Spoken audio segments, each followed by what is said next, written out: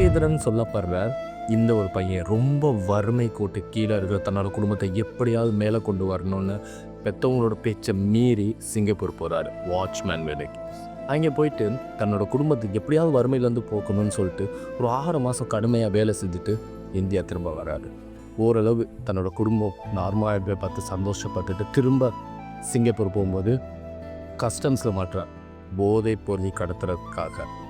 என்னடா இது அப்படின்னு பார்த்தா இந்த நாகேந்திரனோட பேக் ஹிஸ்டரியை பார்க்கும்போது இவர் பிறவிலேயே மனநலம் குன்றிய ஒருத்தருக்கு வழிநிறுத்தணுங்கிறதுக்காக அவருடைய அந்த பிஹேவியரை, அந்த வெகுளித்தனத்தை, அந்த இன்னோசன்ஸை ஒரு சிலர் பயன்படுத்தி அவரை போதைப்பொருள் கடத்த வச்சிருக்காங்க. அவரும் போதைப்பொருள் கடத்தியிருக்காரு.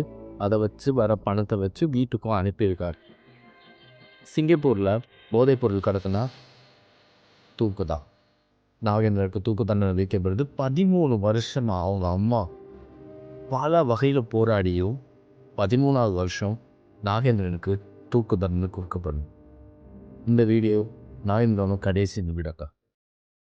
ஒரு மனநலம் பாதிக்கப்பட்டவருக்கே பணம் எவ்வளவு தேவை என்பது புரியுது.